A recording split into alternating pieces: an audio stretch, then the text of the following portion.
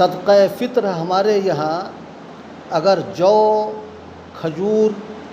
کشمش وغیرہ سے ادا کیا جائے تو 1 سا ادا کیا جائے گا، اور اگر گیہوں سے ادا کیا جائے تو بخاری شریف کی روایت میں ہے کہ اس کی جو کی 1 سا جو کی جگہ پر آدھا سا گیہوں بھی کافی ہو جائے گا۔ اور حنفی فقہا کے یہاں غلہ دینے کے مقابلے میں پیسہ دینا زیادہ بہتر ہے، اس لیے کہ وہ فقراء کی ضرورتوں کو زیادہ آسانی کے ساتھ پوری کرنے والی چیز ہے۔ ہمارے مئو کے علماء نے اس وقت میں گیہوں کی قیمت معلوم کرنے کے بعد جو مقدار متعین کی ہے، جو رقم متعین کی ہے، وہ 35 روپیہ متعین کی ہے۔ اس لیے صاحب نصاب آدمی اپنی طرف سے اور اپنی نابالغ اولاد کی طرف سے فی کس 35 روپیہ صدقہ فطر ادا کرے، اور یہ صدقہ فطر ہمیں عید کی نماز سے پہلے ادا کرنا چاہیے۔ صدقہ فطر کا ایک بہت بڑا دوسرا مقصد یہ ہے کہ رمضان کے روزے جو بہت اونچی عبادت ہیں اور جن کے بارے میں اللہ تعالیٰ کا ارشاد ہے، الصوم لی وانا اجزی بہ، روزہ میرے لیے ہے اور روزے کا بدلہ میں دوں گا۔ اللہ تعالیٰ اس کا بدلہ دیں گے اور اپنی شان کے مطابق دیں گے۔ اس لیے بہت ساری عبادتوں میں حد متعین ہے، بہت ساری عبادتوں میں یہ اشارہ موجود ہے، من جاء بالحسنۃ فلہ عشر امثالہا، کہ جو 1 نیکی لائے گا اس کو اس کا 10 گنا ملے گا۔ صدقات اور زکوٰۃ کے بارے میں اللہ تعالیٰ نے ارشاد فرمایا کہ 1 روپیہ دینے والے کو اس کا 700 گنا ملے گا،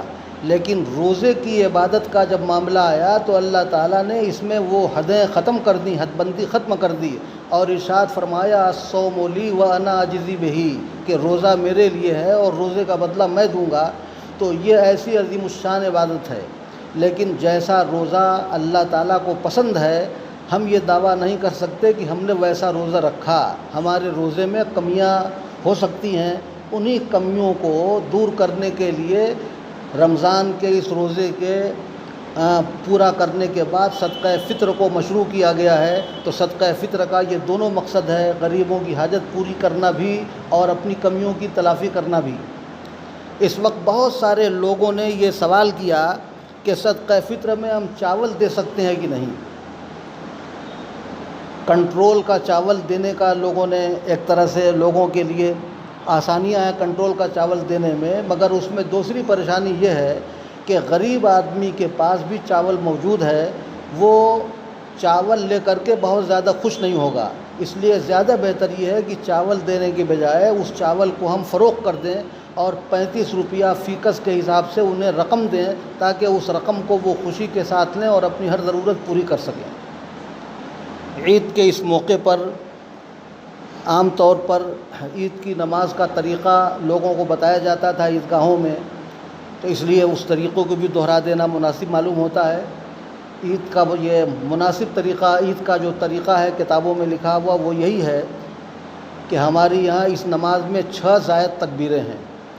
پہلی رکعت میں اللہ اکبر کہہ کر ہاتھ باندھیں گے، ثنا پڑھیں گے، اور پھر اس کے بعد 3 زائد تکبیر کہی جائے گی،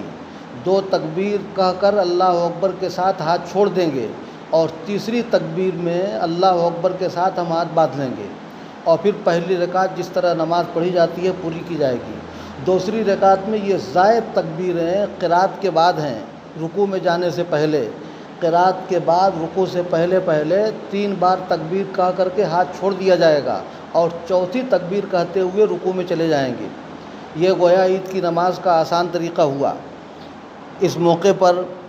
جو آیت میں نے پڑھی ہے اس سلسلے میں 1-2 باتیں عرض کرنا ہے۔ اللہ تعالیٰ کا ارشاد ہے وَلَا تَكُ فِي ضَيْقٍ مِّمَّا يَمْكُرُونَ إِنَّ اللَّهَ مَعَ الَّذِينَ اتَّقَوْا وَالَّذِينَ هُم مُّحْسِنُونَ۔